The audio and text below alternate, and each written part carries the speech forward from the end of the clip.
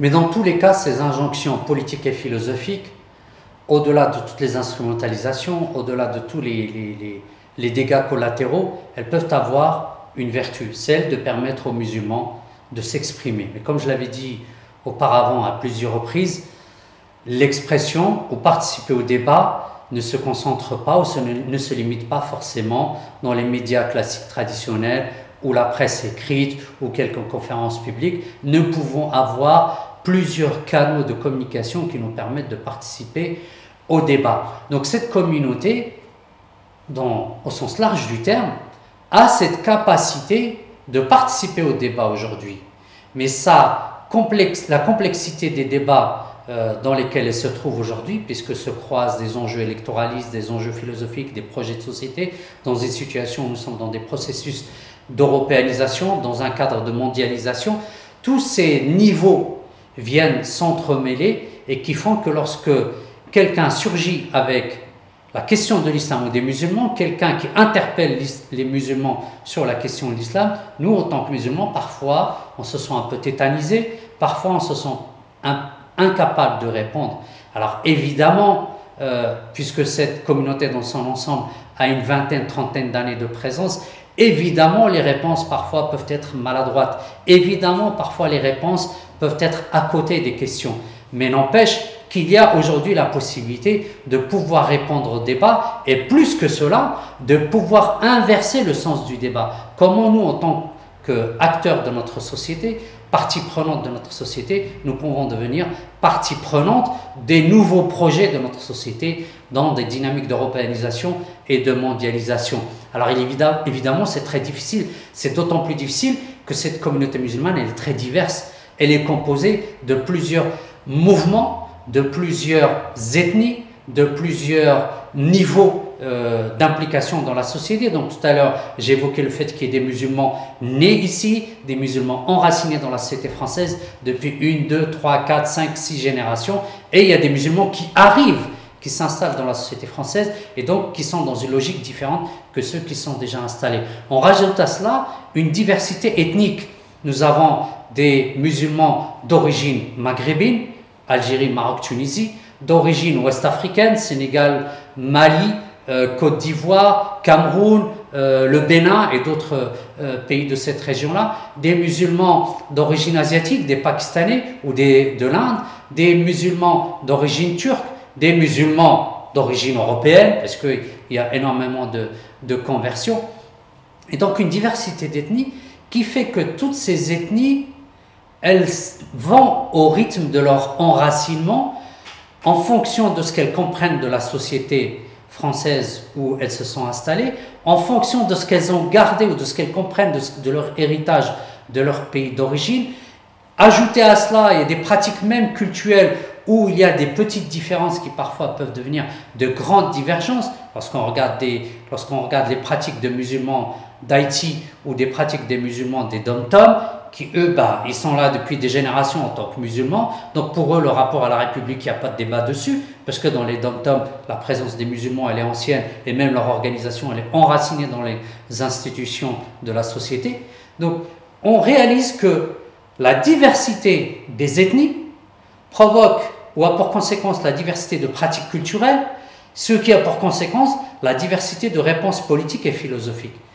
Et cette diversité qui est une richesse en soi, parfois nous, en tant que musulmans, on le vit comme un handicap. Non, c'est une diversité qui nous pousse au défi. Comment nous, membres d'une société démocratisée ou en processus de démocratisation permanent, comment cet esprit démocratique peut-il nous animer lorsqu'il s'agit de participer à des débats internes, lorsqu'il s'agit de regarder cette communauté dans sa diversité? Comment cette gestion de la diversité se traduit-elle dans les mosquées?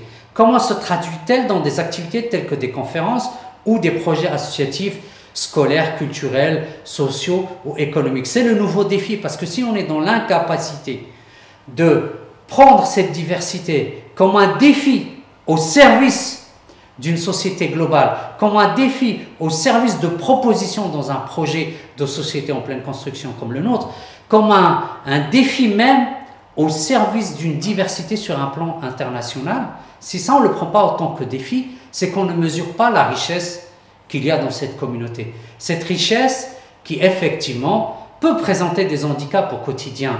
Lorsqu'on veut que tel imam dirige ou tel imam va prêcher la prière du vendredi, donc le sermon du vendredi, on oublie qu'il y a des Turcs avec nous, on oublie qu'il y a des gens d'origine sénégalaise avec nous, on oublie qu'il y a des gens d'origine pakistanaise, et on va faire un prêche du vendredi complètement en arabe, alors que la langue française, elle est commune à tout le monde, et il suffit juste d'un minimum d'effort. Lorsque même dans l'organisation du projet, dans le conseil d'administration de la mosquée, il y a une absence de femmes, il y a une absence de musulmans noirs et une absence de musulmans d'origine turque, d'origine ouest-africaine ou des dom-toms, ça trahit l'idée que cette diversité, on ne la vit pas comme une richesse, mais qu'on la vit comme un handicap. Donc, c'est un des défis nouveaux pour nous, où tous les rites, toutes les écoles juridiques se retrouvent, où toutes les visions philosophiques de l'islam se retrouvent. Ça, c'est une chance. Là, il y a une chance sur le continent européen à saisir pour justement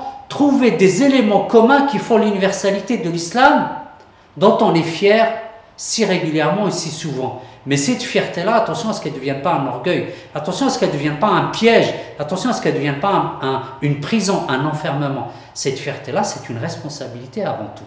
Ce n'est pas un orgueil, c'est une dignité retrouvée, mais c'est une dignité qu'on doit retrouver dans la pratique de tous les jours. Donc dans nos mosquées, dans les projets culturels, dans nos projets sociaux, et même dans les débats à l'intérieur de la société, il est légitime, il est normal, il est sain qu'on ait des musulmans qui s'opposent sur des questions fondamentales, qu'elles soient liées à l'islam ou qu'elles soient liées à la société. Mais dans l'organisation même des pratiques, des activités à l'islam, cette diversité est à respecter. On peut avoir des gens qui sont plus sensibles parce qu'ils veulent aller, parce que cette mosquée leur paraît plus intéressante qu'une autre, qui sont plus sensibles à tel discours, à telle pratique.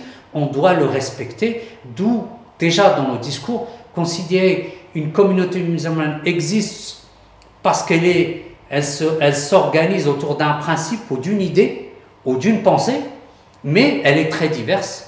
Elle est très riche, et à l'intérieur même de ces expressions, de ces richesses, il y a des contradictions, c'est des tensions qu'il faut apprendre à gérer, c'est des tensions qu'il faut apprendre à respecter aussi.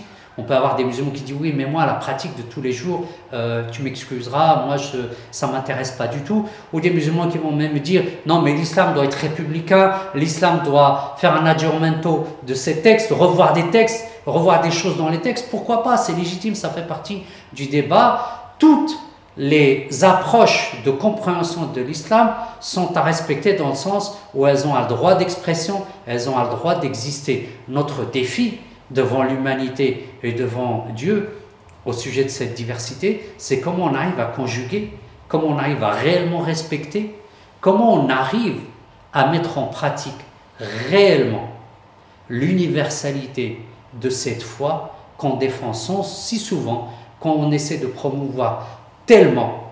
Nous avons l'occasion aujourd'hui, dans la diversité des musulmans, dans un même territoire, nous avons l'occasion aujourd'hui de le vivre.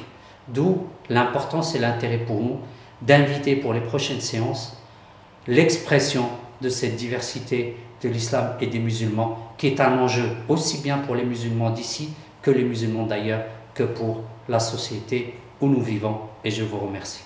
Wassalamu alaikum wa rahmatullahi wa barakatuh.